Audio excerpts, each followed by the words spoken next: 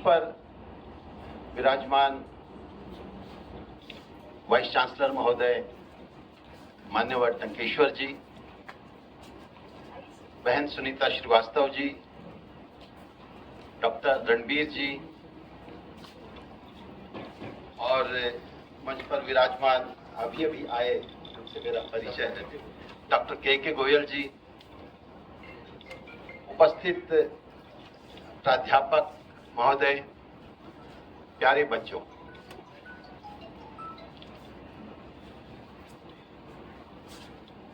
विषय को शुरू करने से पहले मैं आपसे कुछ जानना चाहूंगा। सरकारी नौकरी 4 प्रकार की होती है। एक केंद्र सरकार की, दूसरी राज्य सरकार की, तीसरी जहां 10 लाख से अधिक की जनसंख्या होती है वहां स्थानीय व्यवस्थाओं को चलाने के लिए नगर निगम होते हैं, और चौथी पब्लिक सेक्टर अंडरटेकिंग्स PSUs जैसे Punjab national bank, Indian oil corporation. आप यहाँ जितने बच्चे बैठे हैं उनमें से कितने बच्चों के माता पिता ये 4 प्रकार की जो सरकारी नौकरी होती है उसमें वो कार्यरत हैं? ऐसे कितने बच्चे हैं?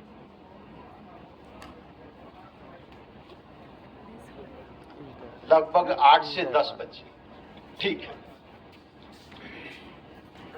दूसरा, जो मल्टीनेशनल कॉरपोरेशंस होते हैं जिन्हें हम ऑर्गेनाइज सेक्टर कहते हैं, जो बंबई की स्टॉक मार्केट में लिस्टेड कंपनीज हैं या जितना भी संगठित क्षेत्र है, उदाहरण के लिए Tata, Birla, Ambani, Adani, Google, Microsoft, Walmart, Amazon, ऐसे जो ऑर्गेनाइज सेक्टर में हैं, ऐसे कितने बच्चे हैं जिनके माता पिता उनमें कार्यरत हैं? ठीक है, मुझे मेरा जवाब मिल गया। अपने यहाँ एक कहावत है, यत् पिंडे तत् ब्रह्मांडे। मैं आपको दुनिया की बातें बताऊं, उसका कोई मीनिंग नहीं है। पत्रकारिता में सिखाते हैं कि मेरी गली में 2 साइकिल भिड़ी या जर्मनी में जहाज गिरा, तो न्यूज वैल्यू इसकी ज्यादा है कि मेरी गली में 2 साइकिल भिड़ी और एक पे रामलाल था, एक पे श्यामलाल था। तो यहां जितने बच्चे बैठे हैं, एग्जैक्ट नहीं लेकिन मुझे 100 लगते हैं, संगठित क्षेत्र अथवा सरकारी नौकरी, यहां जो बच्चे पहुंचे हैं वो कंपैरेटिवली संपन्न वर्ग से पहुंचे हैं। तो इसलिए लगभग 10 बच्चे ऐसे हैं जिनके माता पिता को सरकार अथवा कॉरपोरेट सेक्टर से जो है एक एश्योर्ड जॉब है, एश्योर्ड जॉब है, 1 तारीख को तो ये पैसे तनख्वाह आएगी ही आएगी। और 90 बच्चे जो हैं जीवन तो वो भी चला रहे हैं और उसी समकक्ष चला रहे हैं, उसी विश्वविद्यालय में आपके साथ पढ़ रहे हैं, तो इनके माता पिता का रोजगार कहां से आता है? तो वास्तव में हम जो ये अभियान हमने शुरू किया वो इसीलिए शुरू किया कि रोजगार, भारत का जो एम्प्लॉयमेंट स्ट्रक्चर है वो वास्तव में सेल्फ एंटरप्रेन्योरशिप का ही है। अंतर केवल इतना आ रहा है, अब वो बदलती दुनिया का जो ऑर्डर है, पहले जो ग्लोबल स्ट्रक्चर था वो वसुधैव कुटुंबकम का था, अर्थात सर्वाइवल ऑफ द वीकेस्ट। पूरी दुनिया एक परिवार है और उसमें सबसे कमजोर भी जिएगा। तो जितनी इकोनॉमिक पॉलिसीज, जितना एक ग्लोबल नेटवर्क, फाइनेंशियल इंफ्रास्ट्रक्चर जो बनाया जाएगा, उसमें इस बात का ध्यान रखा जाएगा कि सबसे कमजोर भी जी सके। मां के गर्भ में आने से लेकर अपनी गति को प्राप्त होने तक योग्यता के अनुसार कम ज्यादा, लेकिन सभी सुखों को पाते हुए अपनी गति को प्राप्त हो। और न सिर्फ मनुष्य, जीव भी। तो चींटी को भी आटा डालेंगे, कल्चर में रहेगा। मछली को भी आटे की गोली डालेंगे, कल्चर में रहेगा। न सिर्फ जीव, वनस्पति भी, क्योंकि हम एक इंटीग्रल पार्ट हैं, इसलिए वसुधैव कुटुंबकम कहा गया है। मनुष्य, अर्थ, प्रकृति, विज्ञान, ईश्वर, ये कड़ियां हैं। ये जब कड़ियां जुड़ती हैं तो अंत में जाके वसुधैव कुटुंबकम की श्रृंखला बनाती है। और ये मॉडल, ये सस्टेनेबल है, ये इंक्लूसिव है, ये साइंटिफिक भी है।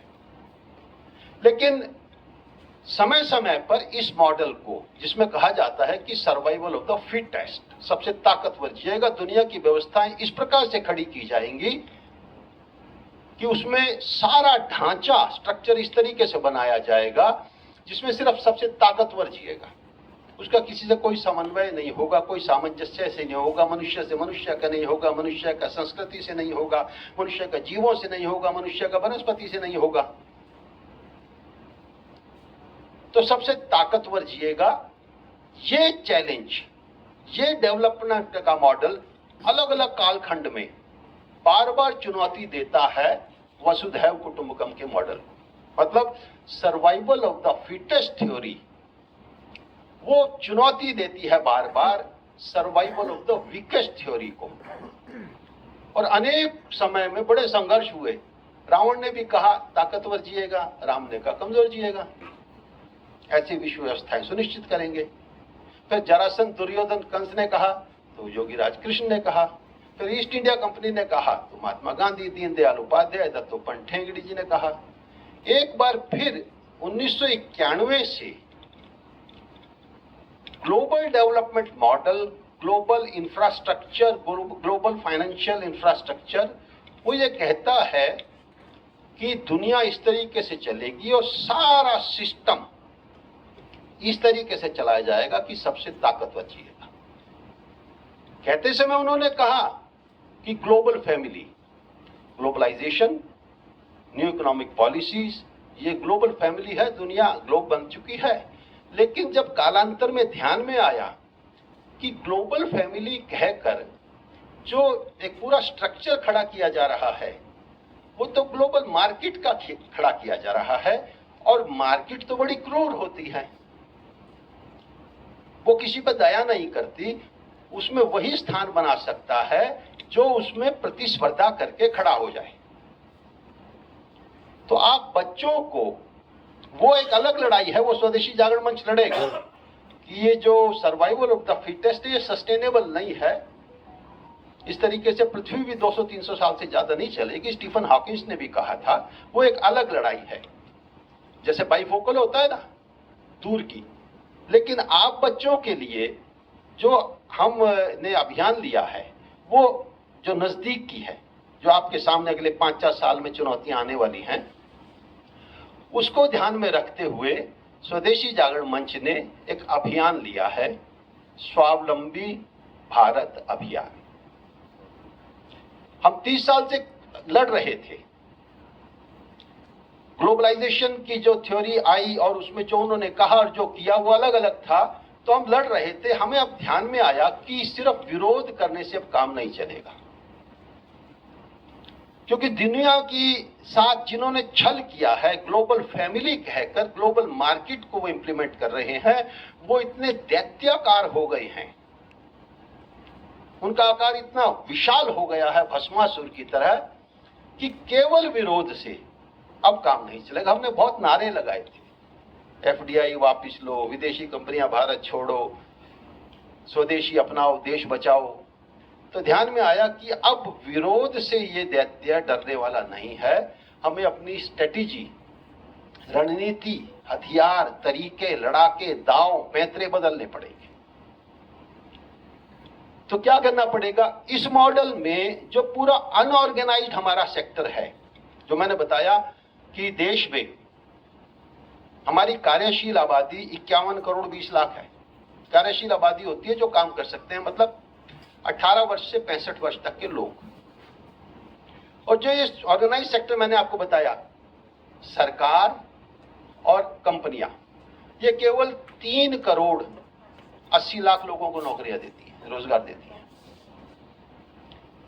51 करोड़ 20 लाख कार्यशील आबादी है। वो अलग बात है कि उससे भी ज्यादा लोग गरीबी के कारण बुजुर्ग बहुत अधिक उम्र में भी काम करते हैं और बालिग होने से पहले भी उनको काम करना पड़ता है। लेकिन ये जो सरकारी आंकड़ा है, तो 7% ये आबादी, 7.2% कार्यशील आबादी के हिस्से को ये ऑर्गेनाइज सेक्टर और सरकारी सेक्टर ये रोजगार देता है। बाकी जो अनऑर्गेनाइज सेक्टर है, अब बच्चों मेरी बात ध्यान से सुनना, अब आपका चैप्टर शुरू होता है। ये जो अनऑर्गेनाइज सेक्टर है, ये प्रेजेंट मॉडल ऑफ डेवलपमेंट कहता है इसको ऑर्गेनाइज करना होगा।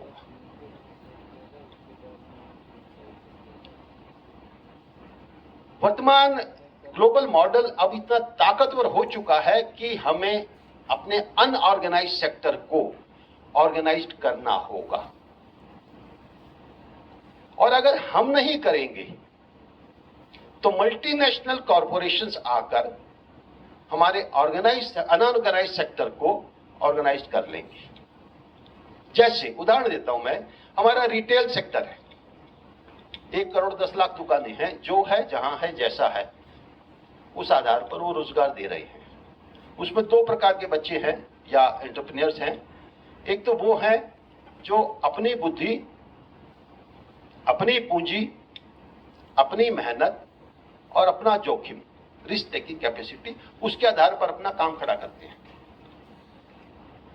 और वो लोग जो उनसे एक स्टेप नीचे के लोग हैं, जो ये सब नहीं कर सकते, तो उनको जो है जहां है जैसा है के आधार पर रोजगार दे देते हैं। तो ये हमारा जो अनऑर्गेनाइज सेक्टर है, इसे हमें ऑर्गेनाइज करना पड़ेगा। और बच्चों को ये समझ लेना होगा कि जिस तरीके से ग्लोबलाइजेशन की पॉलिसीज अब लागू हो चुकी है पूरी दुनिया में, सरकार, और सरकार तो छोड़िए, आपको सबसे अधिक चाहने वाला आपका परिवार, वो भी आपके और मार्केट के बीच में ढाल बन के लंबे समय तक अब खड़े नहीं रह सकेंगे। आपको अपने आप को उद्यमिता के लिए उस बाजार में अपने पुरुषार्थ से, अपनी एंटरप्रेन्योरशिप से, बाजार की सभी स्ट्रेटेजीज को समझते हुए अपने आप को बहुत जल्दी तैयार करना पड़ेगा। अपने और जो भी अपना अनऑर्गेनाइज सेक्टर, अभी बहुत काम है अपने पास, बहुत सारे इंडस्ट्री ट्रेड अपने पास है, और समय रहते अगर हम एंटरप्रेन्योरशिप डेवलप करके और उसको ऑर्गेनाइज शेप में ऑर्गेनाइज नहीं करेंगे तो मल्टीनेशनल कॉरपोरेशंस आके हमारे उस ट्रेड को ले जाएंगे। और इसके लिए हमें 2 स्तर पर लड़ाई करनी होगी। एक, जो एरियाज हमारे चले गए हैं, हमारे आलू चिप्स का मार्केट चला गया मल्टीनेशनल कॉरपोरेशंस के पास, हमारा फिनाइल का मार्केट, हार्पिक, वो चला गया, हमारी चॉकलेट का मार्केट, मिठाइयों का मार्केट तेजी से जा रहा है। तो जो एरियाज हमारे चले गए हैं उनको हमें वापस छुड़ाना है, जो जीरो टेक्नोलॉजी के। जैसे यहां पर बहुत सारे बच्चे बैठे हैं इस यूनिवर्सिटी में, मेरा मानना है औसत 2 से 3 लीटर फिनाइल डेली लग जाता होगा। मैं बहुत कम करके बता रहा हूं। इस यूनिवर्सिटी का हम 100 लीटर भी फिनाइल मान लें, और यहां पर कील ठोक के 10 किलोमीटर के रेडियस में जितने नर्सिंग होम हैं, जितने स्कूल हैं और जितने इंस्टीट्यूशंस हैं, उनका हम कैलकुलेट करें एक रफली, तो ध्यान में आ जाएगा कि ये 10,000 लीटर का, 15,000 लीटर का, 20,000 लीटर का हमारे 5 किलोमीटर के रेडियस में, 10 किलोमीटर के रेडियस में हर घर में टॉयलेट लगता ही है, टॉयलेट नहीं लगता ही है फिनाइल। तो एक मार्केट है 20, 25, 30,000 लीटर का मंथली का, साल में 3-4 लाख लीटर का। क्यों नहीं कुछ बच्चे ये सोच सकते? जीरो टेक्नोलॉजी है, आपकी मदद करने के लिए इतने इंक्यूबेशन सेंटर्स हैं, सरकार की इतनी योजनाएं हैं, मुद्रा योजना है, स्किल डेवलपमेंट योजना है।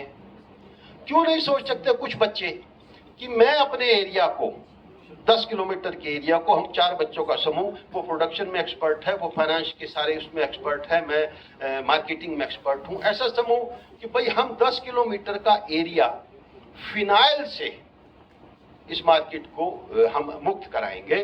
यहाँ जो फिनाइल बिकेगा वो हमारे बच्चों के द्वारा बनाया हुआ फिनाइल ही बिकेगा। जब मल्टीनेशनल कॉरपोरेशन हजारों किलोमीटर ट्रांसपोर्ट करके, पैकिंग करके, डिस्ट्रीब्यूटर को कमीशन देकर, रिटेलर को कमीशन देकर कमाई कर सकती है, अब क्यों नहीं कर सकती?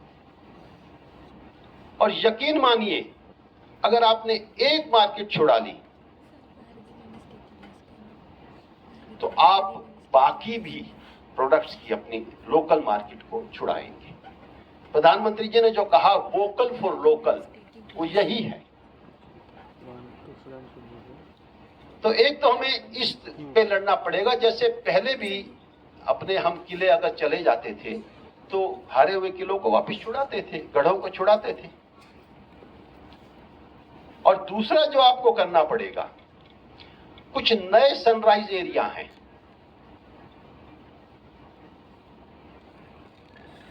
उनको समय रहते भांप कर उस पर अपना स्थान बनाना पड़ेगा। मैं आपको 4 एरियाज बताता हूं जिनमें आने वाले 5 सालों में, बहुत लंबा नहीं कह रहा हूं मैं, आपके ही कैरियर के टाइम पे आने वाले 5 सालों में बहुत भारी स्कोप है। और अगर आप चूक गए तो फिर विदेशी कंपनियों को वो सनराइज एरिया पे कब्जा करने से कोई नहीं रोक सकेगा। और आप अगर समय रहते समझ गए इस बात को, तो आप में से ही 5 साल बाद, 7 साल बाद ऐसे उद्यमी बैठे होंगे जो कहेंगे मेरा 10 करोड़ का टर्नओवर है, जो कहेंगे मैं 20 लोगों को रोजगार दे रहा हूं, जो कहेंगे मैं 200 लोगों को रोजगार दे रहा हूं। बच्चों, रूस और यूक्रेन युद्ध के बाद दुनिया की खाद्य श्रृंखला पर, फूड सिक्योरिटी पर नजर गई है। आपने देखा होगा रूस यूक्रेन युद्ध जब हुआ तो हमने जब गेहूं के निर्यात पे बैन लगाया तो अनेक देशों ने आपत्ति करी। और हाल ही में अभी WTO की मीटिंग हुई, WTO की मीटिंग में चेयरमैन ने, जो लेडी हैं, उन्होंने तक आपत्ति करी, आप ऐसे कैसे बैन लगा सकते हैं। भारत सरकार ने कहा भी कि ठीक है, हम गवर्नमेंट टू गवर्नमेंट एक्सपोर्ट के लिए तैयार हैं, हमने कंपनी टू कंपनी ही तो बैन लगाया है।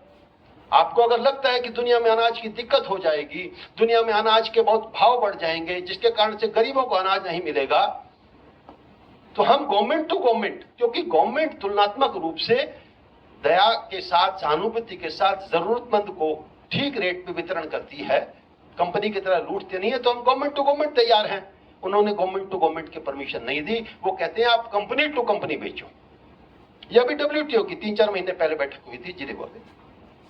तो कुल मिला के फूड सिक्योरिटी दुनिया में एक बहुत बड़ा विषय बनता जा रहा है, और इतना बड़ा विषय बन रहा है जैसे 91 में इकोनॉमिक इंटीग्रेशन दुनिया में शुरू हुआ। ग्लोबलाइजेशन का एक जो बेसिक फंडामेंटल था, पूरी दुनिया की इकोनॉमीज का इंटीग्रेशन, वो सभी एक नियम से चलें, एक व्यवस्था से चलें। अब दुनिया फूड इंटीग्रेशन की तरफ जा रही है। अगले जो 4-5 सालों में पूरी दुनिया में 1991 के इकोनॉमिक इंटीग्रेशन के बाद जो दिशा बन रही है वो फूड इंटीग्रेशन की बन रही है। फूड इंटीग्रेशन का मतलब पूरी दुनिया में भोजन के उत्पादन के कुछ नियम होंगे, वो नियम सब देश पालन करेंगे। उस भोजन के प्रसंस्करण के, प्रोसेसिंग के कुछ नियम होंगे, सभी देश उसका पालन करेंगे। उसके डिस्ट्रीब्यूशन के कुछ नियम होंगे, सभी देश उसका पालन करेंगे। उसके जो स्वास्थ्य मानक हैं, वो भोजन का सब कुछ करते समय किन किन हेल्थ पैरामीटर्स का ध्यान रखा जाएगा, हाइजीन पैरामीटर्स का ध्यान रखा जाएगा, उसके कुछ मानक होंगे। मैं 21-22 जुलाई को एक इंटरनेशनल एग्रीकल्चर सेमिनार में था, 2 दिन का था वो। वहां पर जो विषय निकल के आए वो 4 सनराइज एरिया हमारे सामने है, हमारे बच्चों के सामने है। पहला है मिल्क। दुनिया के पशु अमेरिका, इजराइल, ब्राजील अगर हम देखें तो औसत 25 से लेकर 35 लीटर तक प्रतिदिन उनकी मिल्क प्रोडक्शन है। प्रति पशु प्रतिदिन 25 से लेकर 35 लीटर तक है। भारत की, गुजरात की गिर नस्ल की गाय जो ब्राजील ले गया वो 30 से 40 लीटर पर डे की प्रोडक्शन देती है। भारत में अभी प्रति पशु दूध उत्पादन औसत प्रतिदिन का 7 से 8 लीटर है। लाइफ स्टॉक सेंसस को अगर हम देखें 2011 का लेटेस्ट अभी मेरे ध्यान में नहीं आया, तो हमारे 29 करोड़ 80 लाख तो गाय भैंस हैं।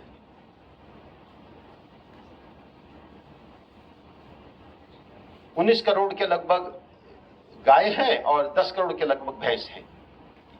दुनिया का सबसे ज्यादा पशुधन हमारे पास है 20%। 52 करोड़ कुल मवेशी हैं हमारे पास, जो मवेशी हम कहते हैं। उनकी औसत है 7 से 8 लीटर प्रतिदिन। और यहीं से गिर नस्ल को ब्राजील वाले ले गए, उन्होंने उसको नस्ल सुधार किया, डेवलप किया, 30 से 40 लीटर प्रतिदिन की औसत दे रही है। भारत में अगर हम देखें तो milk is the sunrise area of business. अभी हमारा 8 लीटर प्रोडक्शन पर लाइफ स्टॉक के हिसाब से हमारा वर्ल्ड में, अब देखिएगा, हमारा 7 से 8 लीटर है एवरेज। तब भी दुनिया में हम कुल दुनिया के उत्पादन का 23%, 23% of the global milk production we produce. उसकी मात्रा में अगर हम देखें तो 210 मिलियन टन। भारत का वार्षिक दूध उत्पादन 210 मिलियन टन का है। 1 मिलियन टन का मतलब होता है 10 लाख लीटर। एक और तो इसमें उत्पादन बढ़ने की असीम संभावनाएं हैं। ये एक पक्ष है, हम ग्लोबल डिमांड को पूरा कर सकते हैं। हमारे लाइफ स्टॉक की जो क्वालिटी है वो अमृत है, वो औषधि है उसका दूध। दूसरी तरफ आपके सामने जो स्कोप है, 210 मिलियन टन दूध में से सिर्फ 70 मिलियन टन दूध FSSAI, आपने सुना होगा, फसाई, उसके खाद्य सुरक्षा मानकों के खरा करते हुए थैली बंद होकर बिकता है। हमारी जितनी कोऑपरेटिव्स हैं, अमूल है, मदर डेयरी है, राजस्थान में शायद सुधा है, पंजाब में वर्का है, जितनी कोऑपरेटिव्स हैं, सारा कहने का मतलब हमारा पैकेज्ड बिल ओनली 1/3 है। 150 मिलियन टन दूध, ये जो ग्लोबल फूड इंटीग्रेशन हो रहा है, जैसे किसी तो कभी सरसों का तेल खुला बिकता था, एक आदेश आया कि सरसों का तेल खुला नहीं बिक सकता, बोतल बंद बिकेगा। तो आने वाले 3 वर्षों में, 4 वर्षों में, 5 वर्षों में जो ग्लोबल फूड इंटीग्रेशन हो रहा है, उसके चलते हमारा लूज मिल्क वो पैकेज की तरफ जाएगा। हमारे पास 150 बिलियन टन मिल्क को पैकेज करने का आपके पास ये अपॉर्चुनिटी है। दूध वो आज भी बिक रहा है, जो मैंने शुरू में कहा, अनऑर्गेनाइज्ड है, लेकिन अब दुनिया सर्वाइवल ऑफ द फिटेस्ट की थ्योरी पे जाकर कह रही है नहीं, ये नहीं चलेगा अनऑर्गेनाइज्ड। वो बहुत सारे तर्क देंगे, ये स्वच्छता से नहीं निकालते, इसकी गुणवत्ता में क्या क्या मानक है वो नहीं होते, ये FSSAI के स्टैंडर्ड्स पे नहीं है। वो इन तर्कों को बनाकर इसको संगठित करने के नाम पर इसका कॉर्पोरेटाइजेशन कर देते हैं। जो बीता बीता, जो ट्रेड हाथ से गया गया, हम समय से नहीं जाग पाए, हम विरोध में लगे रहे, लेकिन अब हमें अपनी रणनीति बदलनी पड़ेगी, हथियार बदलने पड़ेंगे, दाव पैंतरे लड़ाके बदलने पड़ेंगे। हमें समय रहते ये जो 150 मिलियन टन दूध है, इसका ऑर्गेनाइज सेक्टर बना के अपने पास ही रखना पड़ेगा।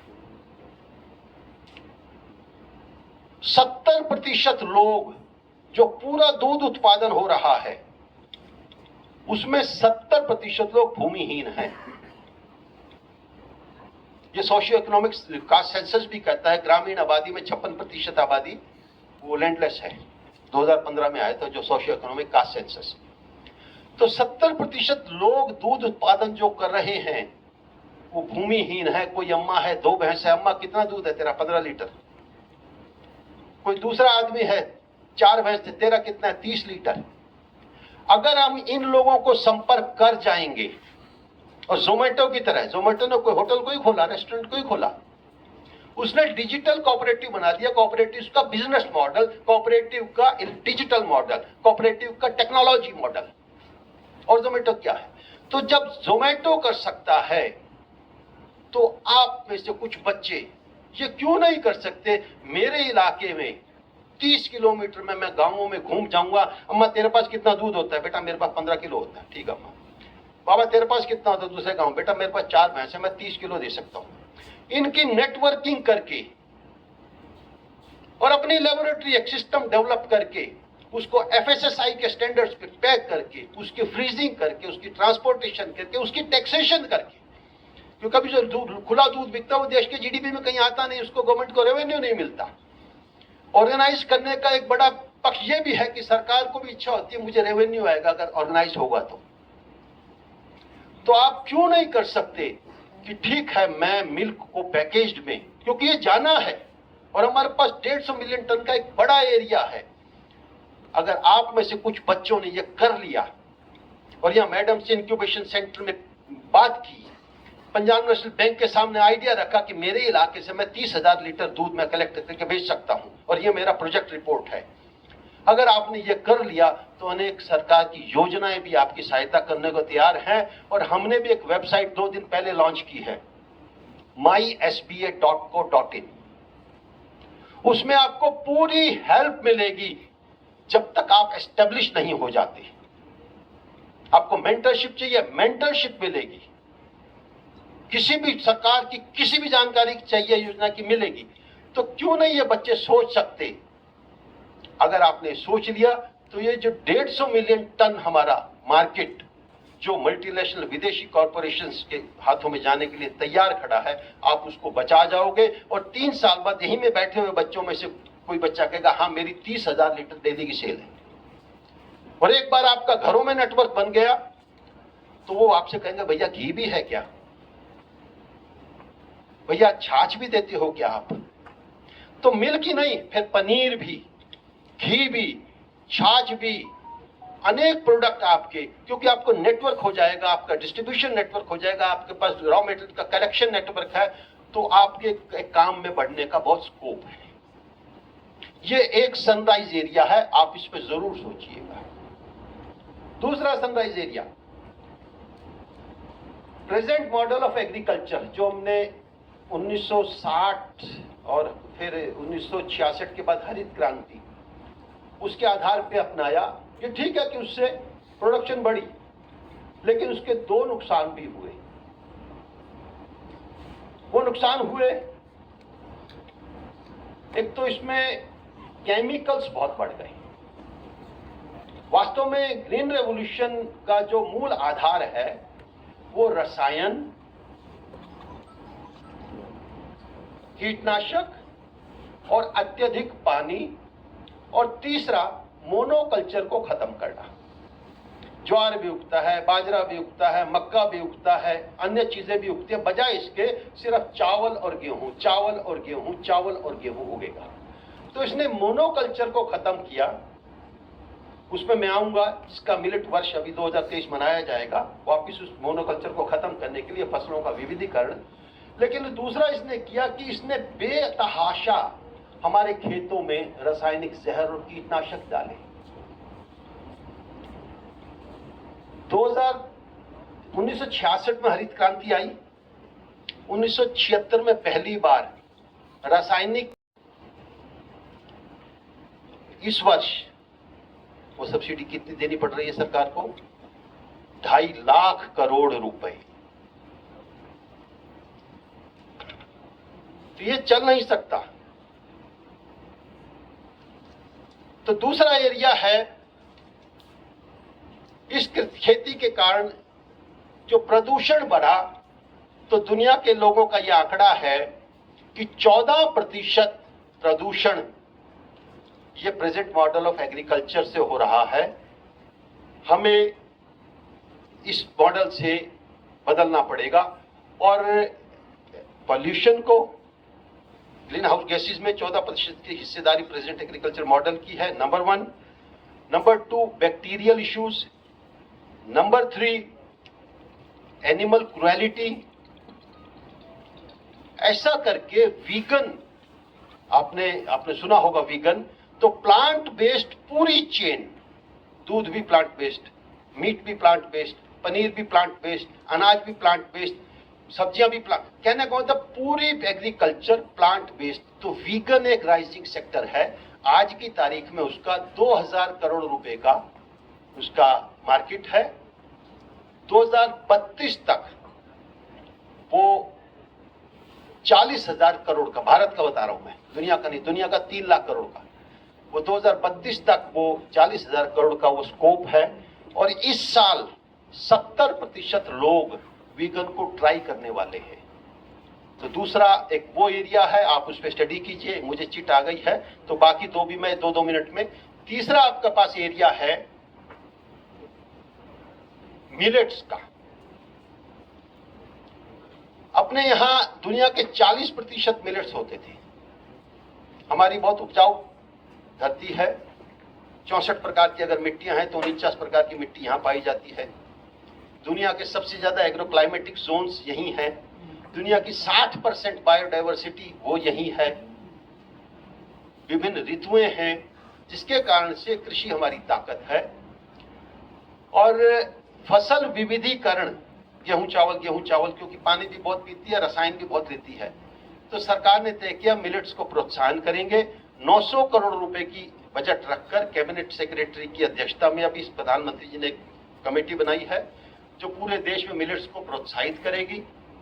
2023 का वर्ष इंटरनेशनल मिलेट्स ईयर भी वो घोषित हुआ है। 3 दिन पहले जयशंकर जी गए थे थाईलैंड पे, उन्होंने भी मिलेट्स पे पूरा भाषण दिया। विदेश मंत्री हैं लेकिन उन्होंने मिलेट्स पे पूरा भाषण दिया। ऐसा करते हैं तो हमें ध्यान में आता है कि मिलेट्स की भारी डिमांड दुनिया में आने वाली है। वो पौष्टिक भी होते हैं, वो कंपनी में भी हो जाते हैं, उनमें रसायन भी ज्यादा नहीं लगते। दिल्ली में भी 29 से 31 जुलाई पोषक अनाज पाक महोत्सव लगाया गया। 5 स्टार होटल्स के अनेक शेफ आए, कृषि मंत्री ने उद्घाटन किया था।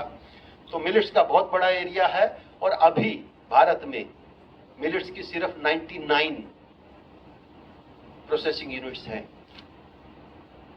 आप कल्पना कर सकते हैं 2023 मिलेट्स ईयर है। सरकार ने 900 करोड़ का बजट मिलेट्स के लिए रखा है, प्रचार के लिए। अमृत महोत्सव पे प्रधानमंत्री जी ने लाल किले से मिलेट्स के बारे में आह्वान किया। तो मिलेट्स एक बहुत बड़ा एरिया है।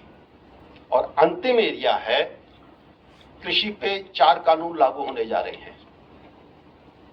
G20 की बैठक है अगले साल भारत की अध्यक्षता में, उस पे लगता है कि इस पे मोटा मोटी सहमति बनेगी। 4 कानून क्या क्या हैं? GAP, गुड एग्रीकल्चर प्रैक्टिस, नियम तय हो जाएंगे पूरी दुनिया में। जो G20 में एग्री करेंगे वो देश उन्हीं पैरामीटर्स पे वो कृषि करेंगे। गुड एग्रीकल्चर प्रैक्टिस में खेत में कोई बच्चा तो नहीं गया, उस खेती में कोई बच्चा काम तो नहीं कर रहा, अनेक उनके वो नियम है।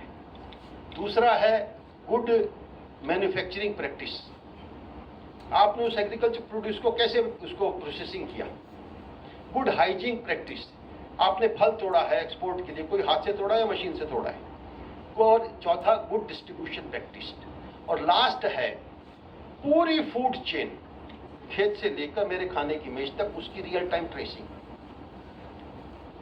बच्चों, भारत में लोग 84-85% कहते थे, लेटेस्ट आंकड़ा 90% किसान स्मॉल लैंड होल्डिंग्स के हैं, यानी 2 एकड़ या इससे कम के। और मुझे नहीं लगता कि 2 एकड़ का किसान, ये कानून लागू होने के बाद ग्लोबल फूड इंटीग्रेशन, जो मैंने शुरू में कहा इकोनॉमिक इंटीग्रेशन तरह, अगर ग्लोबल फूड इंटीग्रेशन हो गया और उसके नियम कानून बन गए और रियल टाइम उसकी ट्रेसिंग हो गई पूरी फूड चेन की, उसकी प्रोसेसिंग की, उसकी डिस्ट्रीब्यूशन की, उसकी हाइजीन की, 2 एकड़ का किसान ये कर ही नहीं पाएगा। दो ही ऑप्शन है, या तो हम सोते रहें और बिल गेट्स आए और 2.5-3 लाख एकड़ में वो फार्मिंग करें, और या यहीं बैठे बच्चे, मेरे गांव का रकबा 8,000 एकड़ का है और मेरी बिरादरी के बुजुर्ग मेरी बात मान लेंगे, तो मैं उनको गांव में जाके समझाऊं कि अब गांव, हम इसी में से युवा कलेक्टिव फार्मिंग की तरफ बढ़े। जैसे दूध का आपको अनऑर्गेनाइज से ऑर्गेनाइज में आपको स्पेस बनाना है, ऐसे ही फार्मिंग में भी आपको कलेक्टिव मार्केट करके, और एक बच्चा पता लगा 20,000 एकड़ में फार्मिंग कर रहा है उन्हीं पैरामीटर्स पे जो ग्लोबल पैरामीटर्स है, दूसरा बच्चा 30,000 एकड़ में कर रहा है, दूसरा बच्चा 10,000 एकड़ में कर रहा है।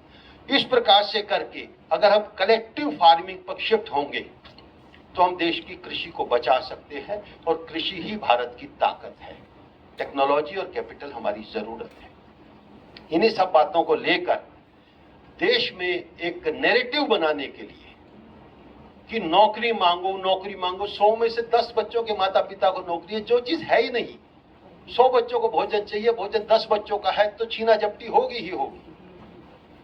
तो जो चीज है ही नहीं उसकी तरफ आप अपना माइंडसेट बदलना शुरू कीजिए, और जो दिख रहा है सामने ये एरियाज हैं, और मैं एंटरप्रेन्योरशिप में जाऊंगा, मेरी सरकार मेरी मदद करने के लिए तैयार है, और समय रहते मैं भारत का जो अनऑर्गेनाइज सेक्टर है उसको ऑर्गेनाइज करके मैं अपने देश के व्यापार को, उद्योग को, कृषि को बचा के, अपने ही बाजार को बचाकर मैं उसमें स्थान बना लूंगा, तभी हम बच पाएंगे। मैं कठोर शब्द कह रहा हूं, अन्यथा जिस तरीके से ग्लोबलाइजेशन आ रहा है, सर्वाइवल ऑफ द फिटेस्ट की थ्योरी आ रही है, सरकार तो सरकार, आपका परिवार भी मार्केट और आपके बीच में ढाल बनकर खड़ा नहीं रह सकेगा। नौकरियां हैं नहीं, आपको एंटरप्रेन्योरशिप की तरफ जाना पड़ेगा, और इसीलिए 3 लक्ष्य रखते हुए हमने एक अभियान लिया है, स्वावलंबी भारत अभियान। ये लक्ष्य हमने बहुत सोच के लिए हैं। ये व्यवहारिक हैं? हाँ हैं। ये होने चाहिए? हाँ होने चाहिए। ये विश्व कल्याण में है? हाँ हैं। तो ये 3 लक्ष्य लिए हैं हमने, और ये हम करके मानेंगे। जिस परिवार ने इस अभियान को लिया है ना, वो बहुत जिद है, वो उसकी जिद, बहुत जिद्दी परिवार है।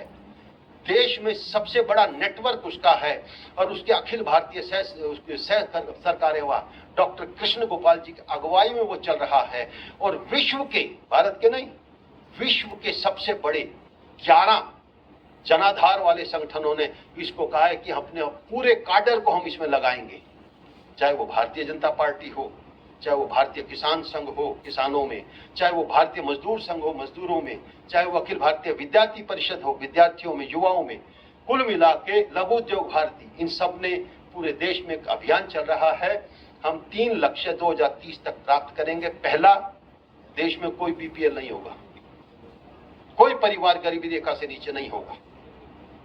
दूसरा, हर हाथ को काम होगा, क्योंकि युवा सिद्ध किया हुआ जिन्न है, जो कहता है मुझे काम दो, नहीं दोगे तो मैं आपको ही खा जाऊंगा। तो हर हाथ को काम होगा। और तीसरा है, पर्यावरण का ध्यान रखते हुए 2030 तक $10 ट्रिलियन की अर्थव्यवस्था भारत को बनाना। ये अभियान 2030 तक हमने लिया है, और हम इसको करेंगे। आप लोग उसका सहयोग कीजिए। आप सबने मुझे समय दिया, ध्यानपूर्वक सुना, आपका बहुत बहुत धन्यवाद।